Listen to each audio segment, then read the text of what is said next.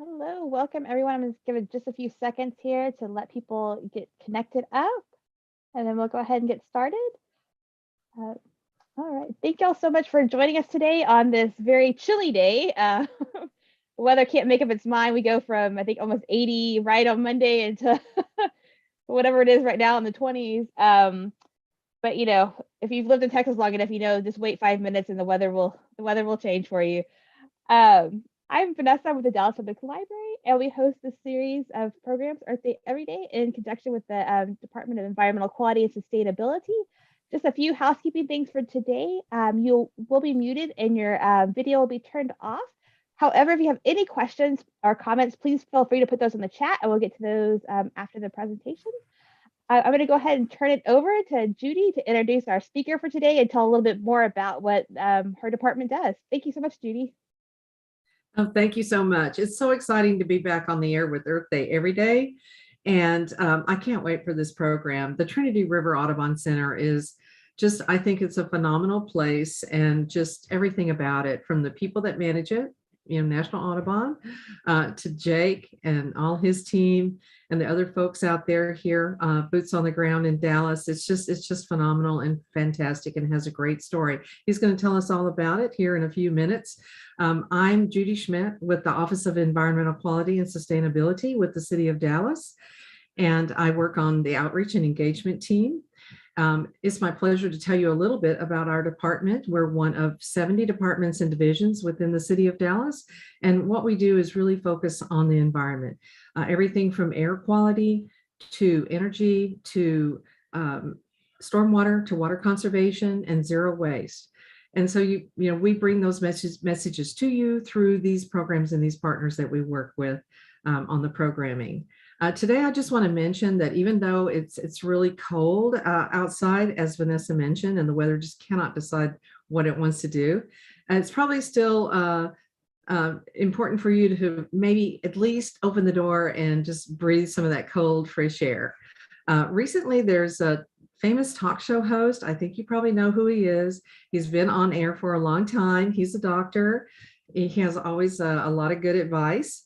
And on a recent program, he mentioned just how much stress we have in our lives right now. The added stress, the world news, the national news, the pandemic, the things going on in our families, at our jobs, the continued confinements that we're finding ourselves under because of the pandemic. So there's so many additional stress factors.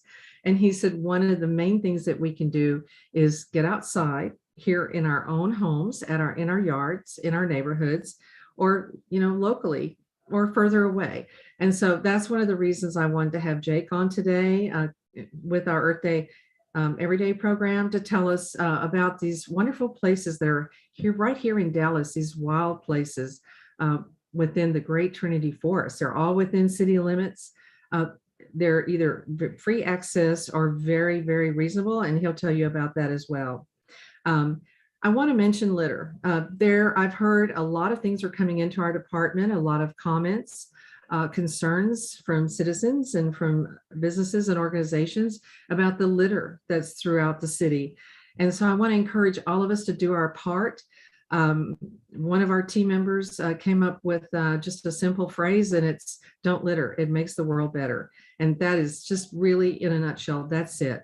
Don't litter. Keep your cars cleaned out. I've mentioned it before. When you go to like on your errands and you open the door and the wind's blowing, things might blow out of your car. So please keep the car cleaned out. Keep your trash can lids tied down. Whatever you need to do to help keep litter off the streets, out of your neighborhoods. We don't want them anywhere near waterways. We don't want them in the storm drains. In your neighborhoods or near the business centers. So it's so important. And Jake's going to mention something about litter too. So it takes all of us to do that. So please, like I said, it's real simple. Don't litter. It makes the world better. And so with that, I'm going to introduce Jake, and it's my pleasure to do so today. Thank you for being here. Jake Poinsett is the program manager for the Trinity River Audubon Center. He has over 8 years of experience in the conservation field through environmental education, habitat management and restoration, and volunteer coordination. Prior to working for the National Audubon Society, he worked for Texas Parks and Wildlife, South Carolina State Parks, and the National Park Service. On his spare time, Jake is an avid birder, and that certainly makes sense. And he loves to play music with friends. Before I turn it over to Jake, I want to show you these pictures that are coming up on the screen. These pictures were taken by Sean Fitzgerald. He's a pro photographer. He's based out of Dallas. He travels all over the country taking nature pictures. These were taken by Sean a couple of years ago when there was a major snowstorm here in town. And it just shows you just how gorgeous it is out there, how restorative, and how the animals are still, you know, in their natural habitat, no matter what the weather conditions are. And this final one will take your breath away. These are coyotes. Sean waited hours for this picture in the cold. He had seen the tracks, so he kind of had been watching and seeing their pattern. And he positioned himself where he knew they were going to come up toward the end of the day in this area. And he captured this amazing picture. And I mean, here they are yipping, you know, as they get ready to set out for the evening looking for a snack. But these are amazing pictures, and you can see all of them at SeanFitzgerald.com. Thank you. There you go. It's really worth taking a minute to go out and look at them, and go to the Trinity River Audubon Center to see these areas yourself. And with that, I'm handing it over to Jake. Thank you. Awesome. Thank you so much, Judy. And thank you, Vanessa, and my friends at the Dallas Public Library, for inviting me and putting this together. I'm excited to be here. Thank you all for joining. I'm sharing my screen now. Here we go. And as mentioned before, I work at the Trinity River Audubon Center. We have a little saying, it's 10 miles away from downtown Dallas, but it feels a world away. That's what we like to say. And today we're going to go over some of the historical, cultural, and environmental significance about the place that we have right here in our own backyard, the Trinity River Audubon Center. So hope everybody's excited. We are. So we've been doing these virtual programs and field trips for quite some time now. So this is not new news to everybody, but just to reiterate what Vanessa said before, that these are our Zoom best practices that we realized over all the different presentations and programs we've done to make sure everyone can enjoy these programs to the best of their abilities. So let's make sure everyone has their camera turned off, make sure your microphone is on mute. Feel free to ask questions using the chat box, throw it in at any time, because there will be time for Q&A at the end. Make sure that your computer sound is up so you can hear me speaking clearly. I will do my best to speak clearly.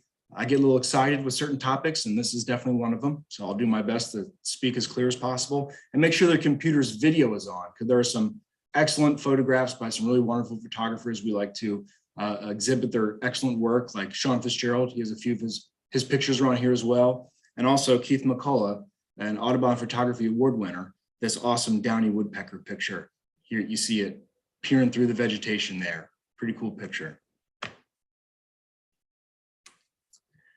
So I work for the National Audubon Society, and now the name Audubon is just synonymous. It's with birds. It's when you think of Audubon, you think about birds. But what exactly is the story of Audubon? How do we come to be? The name National Audubon Society is actually to pay homage to the work of the naturalist and illustrator John James Audubon. But our organization wasn't founded until over 100 years after he passed away. We can thank two early pioneers in conservation, Mina B. Hall and Harriet Hemingway, for starting the National Audubon Society.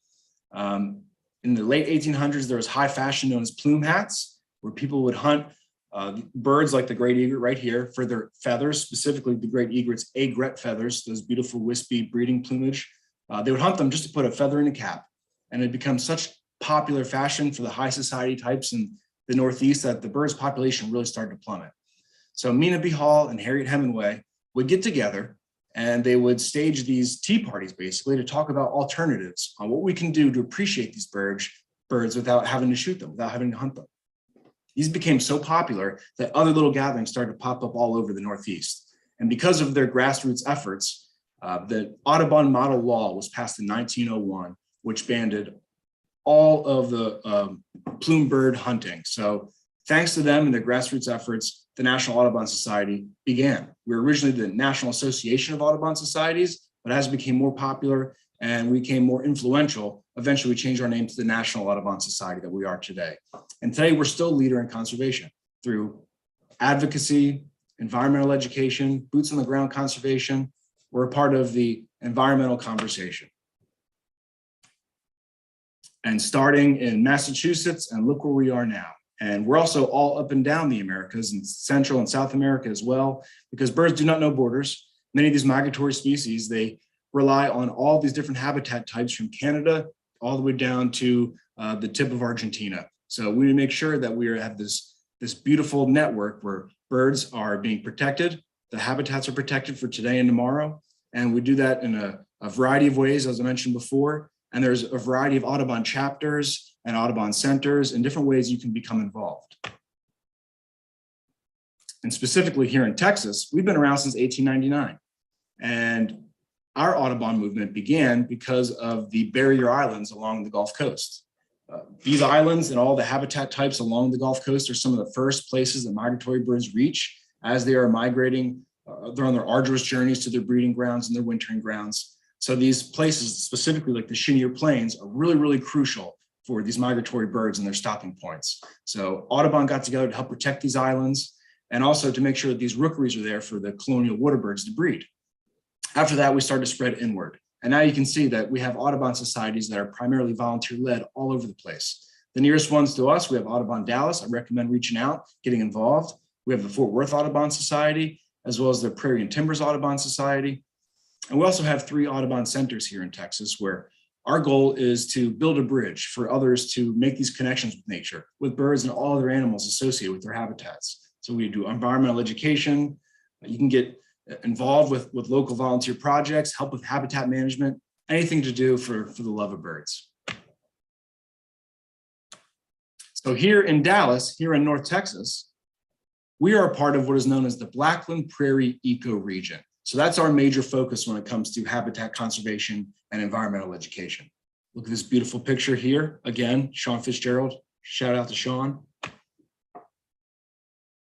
But what exactly is an ecoregion? I know the term is thrown around a lot, but by definition, it's a relatively large unit of land or water containing a geographically distinct assemblage of species, natural communities, and environmental conditions. So you see Texas here broken up into different colors. These are all the different ecoregions we have in our state. This sliver of purple, the larger sliver of purple is where the DFW area is located. We are primarily in the Blackland Prairie ecoregion. Western DFW starts to get towards the cross timbers and prairies, but it's important to know what ecoregion you're in so we can provide habitat for the wildlife, so we understand what native plants are easy to grow in our own gardens, which ones are beneficial to the butterflies and other pollinators we all love to marvel over and promote habitat for, and also the really valuable ecosystem services and functions they provide us, because now that we live in this ecoregion, we're also a part of this ecosystem. So the Blackland Prairie. There's a picture right here from the White Rock Lake Prairie, which is a nice little prairie remnant right around the White Rock Lake. And there's a trail that goes towards it, but it's a beautiful example of how biodiverse these plant communities really can be. You see a bunch of Arkansas yucca in there. There's a bunch of umbellifers, and looks like we have some, I'm going to quote Lady Bird Johnson, some DYFs, those darn yellow flowers. So many different species that look similar. But here in Eastern DFW, we are in the Blackland Prairie. So again, it's Dallas County, going all the way down to where I live in Ellis County, and even more further down towards San Antonio. Its historic range was from the border of Oklahoma and Texas all the way towards South San Antonio. It's a type of tall grass prairie. So a prairie is a plant community dominated by grasses and forbs. Those are the most dominant species. And a tall grass prairie, most of the grasses are tall. Some of them can be taller than me. Some species like switchgrass can be over 7 feet tall. And there's lots of different species that are found throughout this plant community. It's very biodiverse, but in the tall grass prairies, people like to say there's the big 4. So big 4 grasses that are real dominant in this plant community are switchgrass, big bluestem, little bluestem, and yellow Indian grass. They provide really important food sources for granivorous birds, nesting material for the grassland dependent breeding birds, They are larval hosts for a variety of skipper butterflies and other insects. So it's a really important part of the food web that we have here in the Blackland Prairie. And when we think of prairie, we usually just we imagine this giant sea of grass, right? But that really wasn't the case. It wasn't just grass, because as we know, living in Dallas, along the Trinity River, we have forests. We have elevated areas where the soil chemistry is a little bit different, and we have little oak mottes or forested islands within this surrounded Blackland Prairie ecoregion. So a lot of it is tallgrass prairie, but there's little microhabitats all scattered throughout, which is really, really cool. Unfortunately, less than 1% of this ecosystem remains intact. It's one of the most endangered in the entire country. From over-urbanization, the DFW area just doing this, our habitats continuing to expand. From monocultural crop farming, as our habitats start to expand, we need to feed more people. So a lot of these prairie areas have been converted into a different type of habitat where just crops are being grown, singular species crops, and also from overgrazing from cattle. So this land has been converted, and because of that, a lot of these organisms are either endangered or declining in their populations. And a lot of those organisms we're talking about are birds. As I mentioned before, I work for Audubon.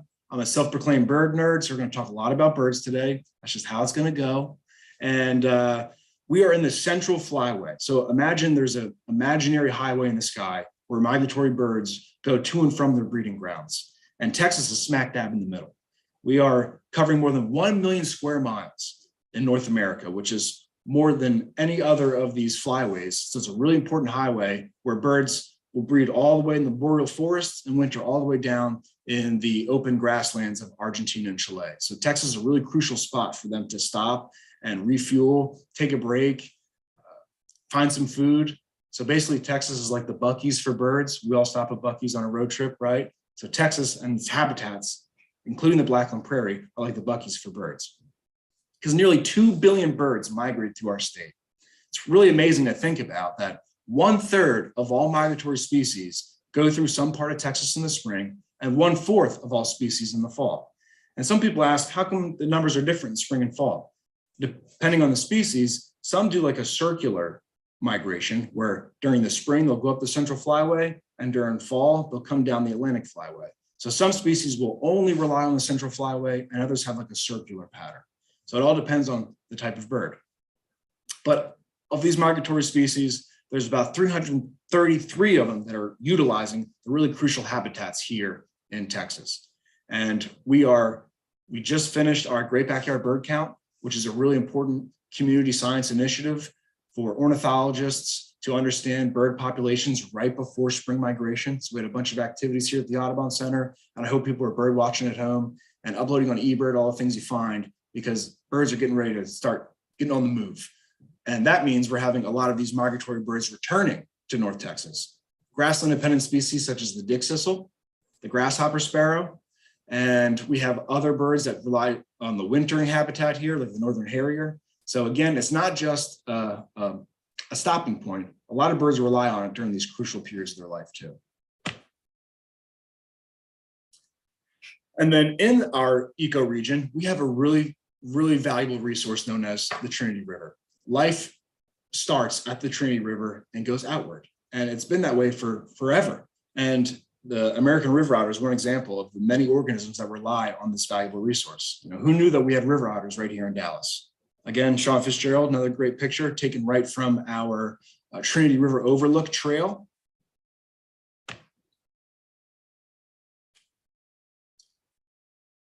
So the Arccosa to the Trinity. Many different cultures have relied on the Trinity River, and societies all begin in and around some type of water source. Now, a lot of the Native American tribes are indigenous to this area, didn't have permanent camps along or permanent societies along the river, but it was an area to come and do commerce and to fish and to hunt and to feed. And eventually, once European explorers came, they also would use it as commerce. Today, not as much as other rivers. We don't see large boats coming through to bring a bunch of economy to our areas through the river. That's for another reason, but historically, the river has always been some type of place where life came around the river. So from the different Native American tribes to the French explorers and the Spanish explorers. And as it became more popular, more people relying on the river and more communities popping up along the river, unfortunately, it's one of the scenarios where it was loved to death. In fact, it was eventually deemed the river of death in the 1960s. That's because of the fast urbanization. There was unsafe industrial and farming practices that would eventually have their excess dumped into the river, run off to the river. There was even slaughterhouses that were shown up all along the river and their waste would be dumped into the river. So it's kind of that out of sight, out of mind mentality. Once it goes down the river, it's no longer our problem, right? And to this day, stormwater runoff is still an issue with water quality. And luckily, the Clean Water Act and the Clean Air Act and the city of Dallas and many other organizations are doing their best to make sure that the river is deemed safe. And we need so because all the drinking water we get, one way or the other, comes from the Trinity River, or also our neighbors downstream, the Houston area. They rely on the Trinity River too. So it's really important that we preserve these areas, not just for wildlife, but for us too, because it's a valuable resource for our communities. And I thought this was just a crazy statistic that 50 to 80% of the river is some type of recycled wastewater. It all depends on time of year. If we're in a drought, if there's been heavy rains or no rains at all. And if it wasn't for these amazing wastewater programs that the city of Dallas and other communities have around, then these rivers would basically dry up certain times of year in certain spots. So all these reservoirs are being filled up because of these amazing wastewater programs. So it's really important to understand how important it is to take care of the river.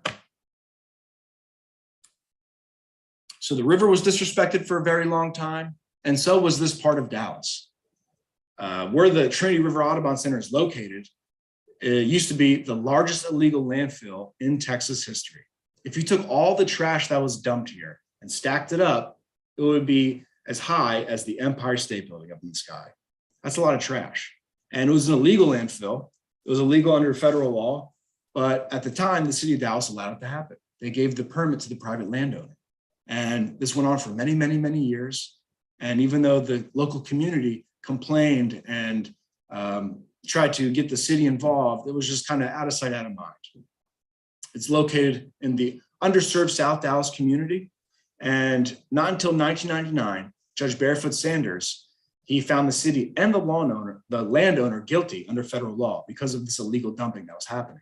And if you watch a really amazing documentary on YouTube called Out of Deepwood, you get to learn more about the history of this specific land, how it was disrespected, and how thanks to the local community getting together and just fighting for their neighborhood, for their community, now it's a beautiful resource. And to this day, we're still restoring it to the valuable resource that it once was and that it needs to be. And here's one of my favorite birds that utilizes the bottomland hardwood forest area here in the Great Trinity Forest, the Prothonotary warbler. And we're going to go for a little walk in an area where this bird can be found.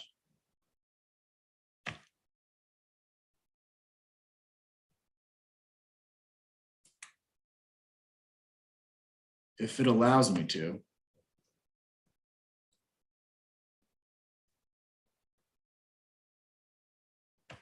I hope it does.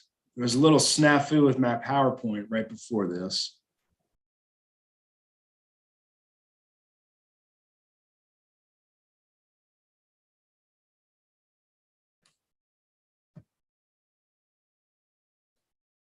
Well, sorry to get everyone's hopes up. You'll just have to come out for yourself and go down the forest trail. But here's some information about that part of our Audubon Center. It's a great example of the Great Trinity Forest, which is the largest urban bottomland hardwood forest in the country. It's 6,000 acres. So that's about 6,000 football fields. That's how large this place is. It's an urban forest because it's right here in Dallas County, one of the largest metropolitan areas in the country. It's called a bottomland forest because it's growing around the Great Trinity River, the Trinity River, and like all rivers, you know, it fluctuates, goes up and down. So it being a bottomland forest, the plant species there have adapted to withstand occasional flooding, seasonal flooding. And because of that, it acts like a sponge The forest helps give the water somewhere to go instead of ending up in our homes and our businesses where we go to school, where we play. And also whenever the water goes back to the river or down into the groundwater underneath of us, it acts like a filter. So the Great Trinity Forest is a sponge, a filter, and also it's our lungs and our liver. It helps provide oxygen to the city, and also it helps clean our air. So plants, as a byproduct of creating oxygen, are absorbing potential pollutants. So the fact that this city is so large and we have this really large forest inside of it, it's an extremely valuable resource to folks who live in our community. And it really is the natural treasure of Dallas.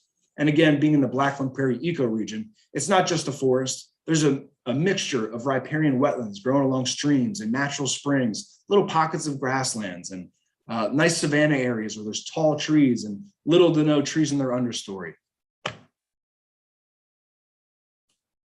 And here's a picture of what it looks like down our forest trail. And I mentioned all the wonderful things it does for us, but also it's a really important corridor for wildlife. Migratory birds, as they are going to and from their breeding grounds through Texas, many species follow waterways, they follow rivers. Birds like our Prothonotary warbler, that is an animal that will breed in the bottomland hardwood forest and rely on those snags within that plant community. So these dead trees, it's one of the very few cavity nesting warblers that we have. And it also provides really important habitat for large mammals. So when people come out to the Audubon Center and they just see deer all over the place, they're just shocked. Like, wow, I can't believe we have deer here in Dallas. Well, we have tons of deer in the Great Trinity Forest because it's crucial habitat for them in an increasingly urban area. Not to mention coyotes, like the picture Sean Fitzgerald had. And there's bobcats, and we have river otters, tons of different animals. I'm also really big into reptiles and amphibians. So a great place to observe those species and also to hear them. Pretty soon, we're going to be hearing the eastern narrowmouth toad relying on all the ephemeral seasonal wetlands for their breeding habitats. And it kind of sounds like a bunch of goats screaming in the forest, but in reality, it's the eastern narrowmouth toad. So our Audubon Center is the gateway to the Great Trinity Forest. It's a place where you can come out and explore and build your own relationship with what we have right here in our own backyard. You know, you don't have to go all the way to Yellowstone National Park to get connected with nature. We are nature, we are part of it. So you can do it right here in your own backyard. We have 5 miles of trail, a variety of habitats, forest, prairie, and wetland habitats. We have tons of different programs for students and the public. You can become part of our team as a volunteer in a variety of different ways. And if you just want to come out and do some birding and some wildlife viewing, it's a great place for that too. Nearly 300 species of bird rely on all the different habitat types we have here. So some of our academic programs, if there's any teachers in the group, we have something from anywhere from kindergarten to college. There's a program called Little Naturalist, a story we wrote where students, younger students from kindergarten to first grade can learn about animal habitats and animal adaptations. And also we have our eco investigations where they learn about water quality and the importance of indicator species to learn about if the river is clean or if it's dirty. Teach high school students about bird ecology. We have a variety of programs for homeschoolers. And then our service learning program that we have partnered with University of Texas, Dallas and SMU, where the students learn about prairie ecology. And in turn, they're also helping preserve habitat for grassland dependent birds. So 3 examples we have right here. On the left is a grasshopper sparrow. It's one of the breeding birds found in the tall grass prairies here in North Texas. And also the 2 on the right, we have a LeConte sparrow, which is a wintering species that relies on prairies that have a healthy population of little blue stem. And then down below is a sedge-wren, which is a bird that utilizes the wetter parts of the prairie. So we have all these little wetlands that pop up within our habitat. So because of the service learning program, we're creating the next stewards for the environment. And in turn, they're getting experience they can use later on down the road. And then our public programs. Every second Saturday, we have a guided nature hike. Every third Saturday, there's a guided bird walk. And every last Saturday of the month, either it'd be the 3rd or 4th Saturday, or the 5th is yoga at the center. So something to do for everybody here. And we have Girl Scout groups and Boy Scout groups out every weekend, learning about different things, learning about the native flora and fauna and the interconnectivity of the ecology here. We have an upcoming spring break camp for ages 8 to 12. And also we have a bunch of summer camps that we partner with the city of Dallas to send students out to get in touch with nature. And I have to do a quick little shout out for our World Migratory Bird Day coming up Saturday, May 14th. Everybody save the date. There's going to be a birding competition. We're going to have a bunch of guided trips. There's a scavenger hunt for kids. We'll have a bunch of different partners, including City of Dallas, to teach you about all the different things you can do to learn about nature and be a part of nature here in the great city of Dallas. Because Dallas is a bird city. And being a bird city, we have a certain amount of green spaces that are preserved for habitat, for wildlife, and for people to get out and explore. Because as mentioned before, that famous doctor, getting outside just makes you feel better. You know, it's better for your mental health, your physical health. And we have a bunch of different programs that teach that. And being a bird city through partnership with Texas Parks and Wildlife in Audubon, Texas is something to be really proud of. And you can learn more about that when you come on out to the Trinity River Audubon Center. Or when you join our team. We have a variety of volunteer opportunities, something for everybody, from helping visitors check in at the front desk and answering questions and teach them how to use our map and where to find the most recent bird that was found. Right now, a real popular species everybody's looking for before it leaves is the Harris's sparrow. And I'm looking out my window right now, not to make everybody jealous, but there's Harris's sparrows all over the place. A fun bird, fun fact, every Harris's sparrow ever born was born in the Arctic tundra of Canada, and they only winter in North Texas and Oklahoma. So they use the Blackland Prairie ecoregion and Oklahoma as its wintering habitat, and they breed all the way in the Arctic tundra. So I'm pretty sure all the Harris's sparrows right now are thinking, what's going on? I thought we left to avoid this, but it's the Arctic tundra right now. So we can also have people help with programs and field trips, trail maintenance, make sure that things are accessible for everybody. And also, as I mentioned before, our habitat restoration. Reach out to me if you're interested in learning more on how you can help and all the different ins and outs of becoming a member of our team. And thank you, everybody. I hope you enjoyed that. And let's see if there are any questions in the chat.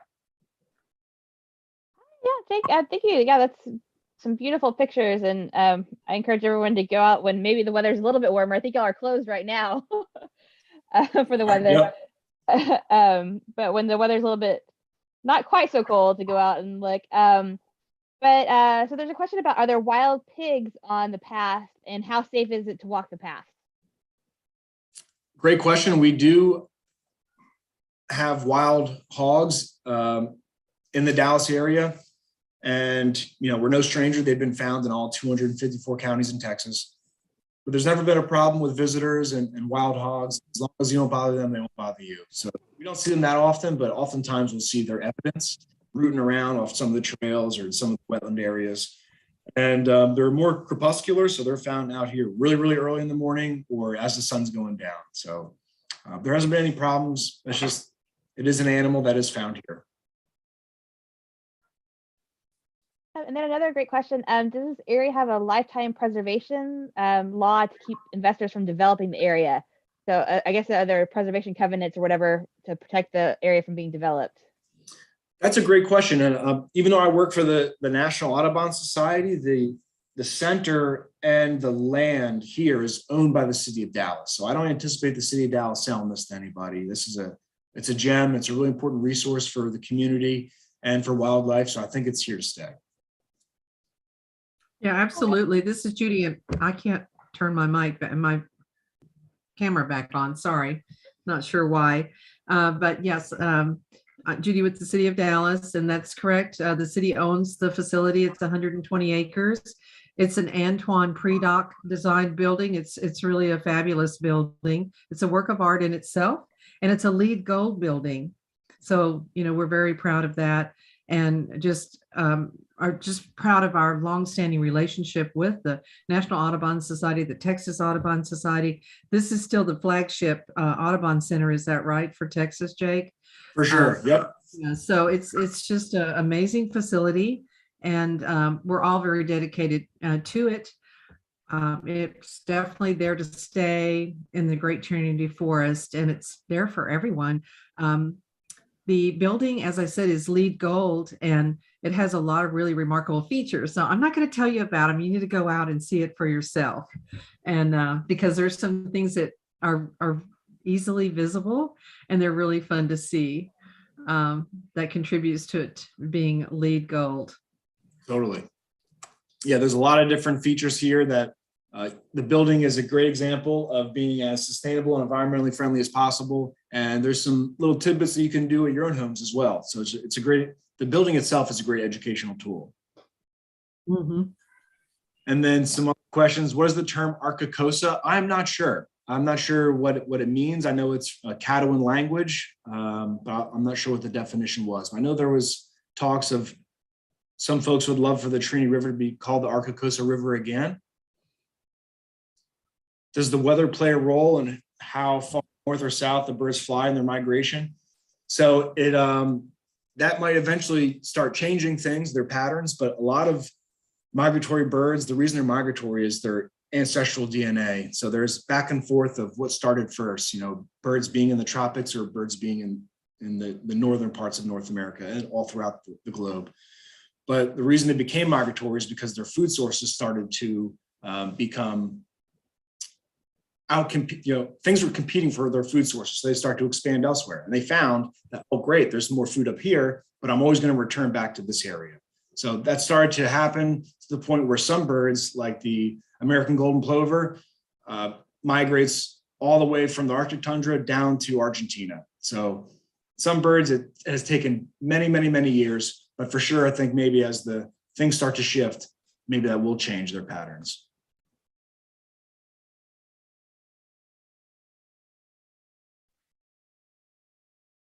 There's also a question about, do you ever take your instructors to local schools to teach, maybe in like the school gardens? For sure, we have outreach programs that we do all the time, and we've helped a few schools design a pollinator garden too. And then some of the outreach programs we do is Little Birding 101 to see what we can find out in their backyard, in their playground area. So we're open to creating the perfect program for your campus. Oh, and Judy asked, do you have painted bunting? That's one of my favorite birds. Those are beautiful birds. We do, counting down the days till they come back. It's one of the breeding birds here, and they are found like in more of a savanna type habitat. So a few scattered trees with a bunch of grasses in the understory. So if you ever happen to find Texas cupgrass in large stands with some trees nearby, then a painted bunting might show up too. It's one of their favorite food sources. And it's a really, really cool, unique grass, but we have tons of it here. So it's proper habitat for the painted buntings. And yeah, I agree. It's a stunning bird. And this is a good question, I guess, if people, like depending on weather conditions and stuff, is the path gravel or a different material? So some of our trails are on boardwalks. We have two completely ADA accessible trails, the Prairie Trail and the Wetland Trail. And all the others are more primitive with decomposed granite or grassy areas. Yeah, and the boardwalks are part of the LEED factor of the building because they're recycled plastic. Yep, for sure. And they're amazing because they still look exactly the way they did when the center opened in 2008. It's just amazing. Yeah, it's pretty neat. We get compliments about the boardwalk fairly often. It's yeah, they weather so well. Mm-hmm.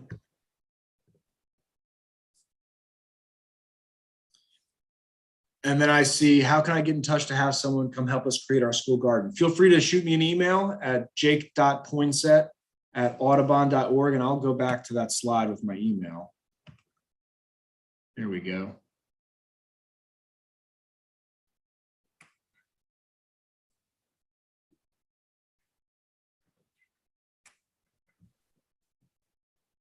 Yeah, we to coordinate with you. Yeah, and Mindy, also, some people don't know, but the Dallas Public Library also has a seed library. I will put that information in the chat as well. So if you ever just need help with like seeds for your school garden, we're happy to help out with that too. Awesome.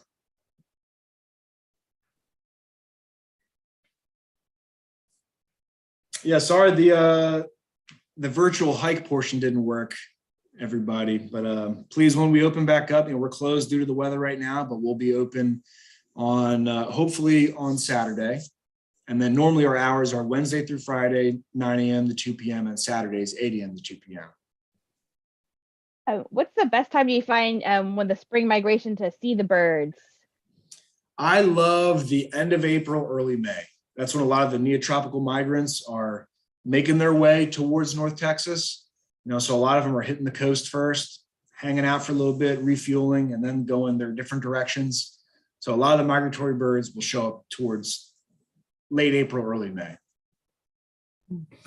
And they are kind of following the river, right, Jake? Kind of the Yep. river and the habitats along the river coming through. So generally, yeah, absolutely. So all the way up through the corridor, the Trinity River corridor through Dallas. Yep, exactly. So that river is a really important resource for the migratory birds to follow as a path and all the habitat around it. It's a natural corridor that they use. Is the trail on YouTube, the video? It's not, I apologize. But we do have some videos that we made on our Facebook and our Instagram. So if you want to check out, there's some good examples of our trails there. Well, Yes, Jake, there's it gives us a real good reason to invite you back. We'll see if we can get that video working. Yeah. Please, yeah, I'd love to. Yes, and I have to say that their Instagram is awesome. There's always some entertaining videos by Jake and Marcus on there. Thank you. Appreciate that. We always have fun. So this is something I'm curious about. What's the rarest bird that y'all have seen out there at the Audubon Center?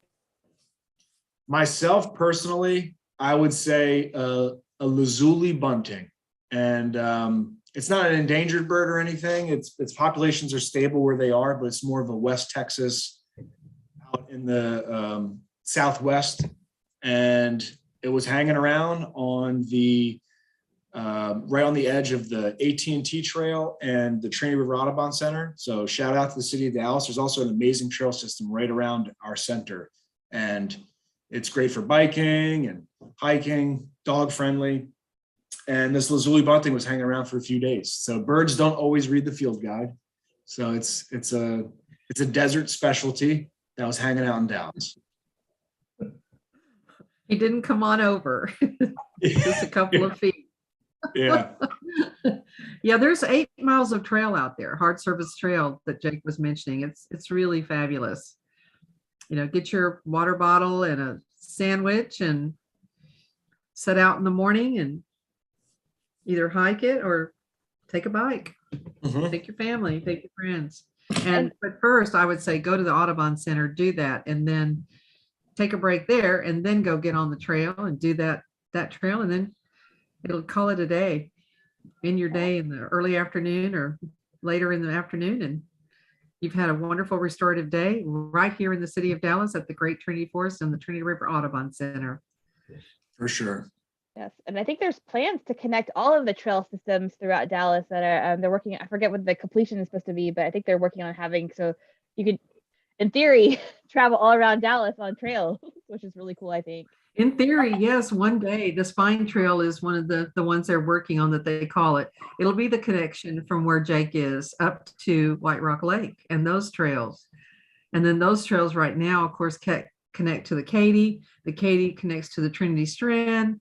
The Trinity Strand goes into the Dallas Floodway, to this Trinity Skyline Trail. And if you go, I guess, northwest, there's the Campion Trail that's connecting into Irving, if you want to go that way. If you want to go back down toward West Dallas and on out south, you just take the walk the Floodway Trail and then continue around. Those trails are not connected yet, as Vanessa said, but one day in the future they will be, and that'll be amazing. Yeah, we live in a place that really puts an emphasis on being able to have access to these outdoor spaces, connecting all these trails, and it's really, really awesome. Not every city can say that. Mm-mm. Well, last call for questions. There's a bunch of thank yous in the chat. So if anybody has any last minute questions, yes, you're right. The bird watching is like sometimes just watching them out your window, even if the weather's not good, watching them play out in your backyard is is entertainment enough. For sure. I agree. I can't name anything better. And once you get the bird bug, there's no antidote. So that's just, I have blue jays that tell me what to do because, they recognize me. And even this morning in the freezing cold of the ice, I walked outside at 6:30.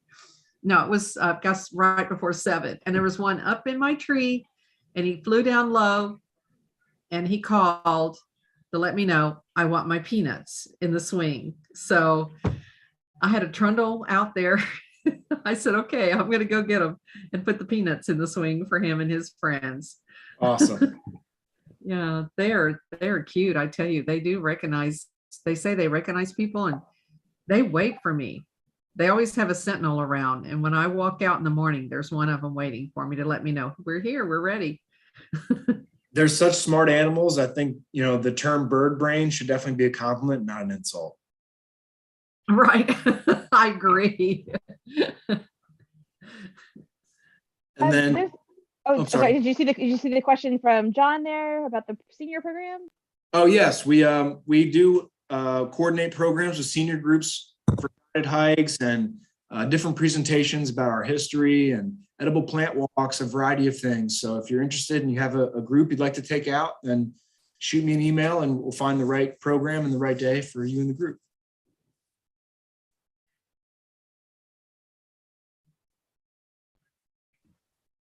All right. Well, hopefully our bird friends are doing okay in this cold weather.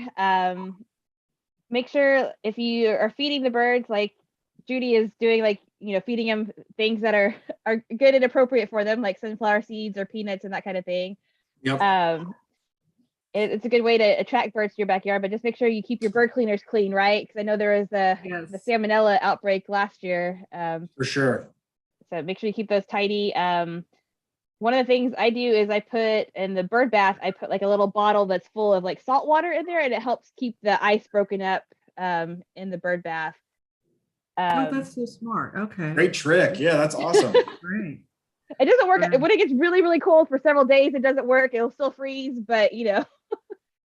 And I just want to mention about those peanuts. It's not the salted Planters peanuts. These are just just raw peanuts in a shell, still in a shell. Mhm. And they just take them and they do like a little zipper. They make like a little zipper in the shell and just lift out the peanut that hasn't been salted or roasted or anything and eat that and just drop the shell into the grass or wherever they are, into the garden area. So it doesn't hurt anything. Yep. And then you will, maybe like I did, I got some volunteer sunflowers last year from the bird feeders. Yep, that happens. Which I just let them grow and then the birds ate directly off of them, which is also a very cool thing to watch, them hanging off of the sunflower and eating off of them. So cool. Yes.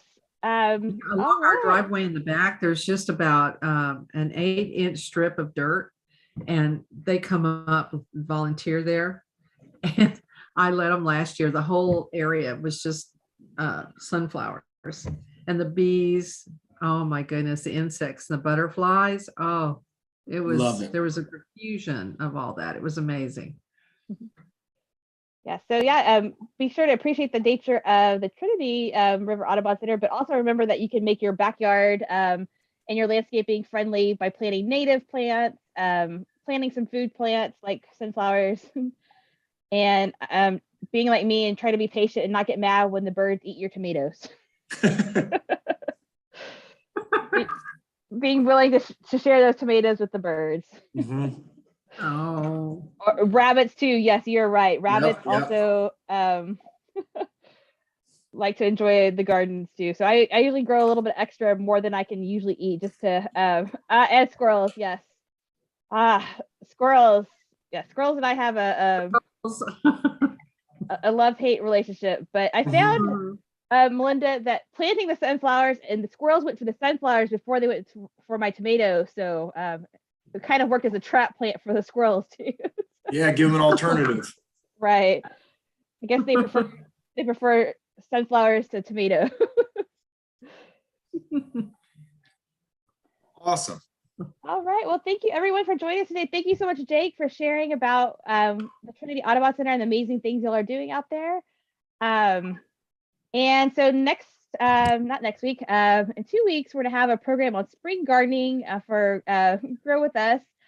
I'm gonna drop the link in the chat here for that. So if you want to learn more about starting your own garden for the spring, and we may cover a little bit about how to make a little bit more pest proof. But there's no such thing as squirrel proof as I've learned from years of gardening. Yeah. And also we'll have a Earth Day every day it'll actually follow St. Patrick's Day. It'll be the Wyland Foundation talking about water conservation and all the things that you can do for that. So I put the link for that if you want to register for that also. Yeah, so yeah, like Jake said, and Judy said in programs before, all that runoff water goes into the Trinity. So make sure that you're doing what you can to keep that water runoff as clean as possible. Mhm. Yes, definitely. And I just want to make a closing comment to thank you again to Jake and the Audubon Center. We are so dedicated and passionate about what you all do, and glad to be part of it in any way. And also just want to say that we really are so excited about our partnership with the Dallas Public Library that allows us to present these programs. It's just amazing. Thank you for that. Agreed. Thank you to you both. Thank you so much. Thank you, everyone. Have a wonderful day and stay warm. Bye, everybody. Thank you. Bye.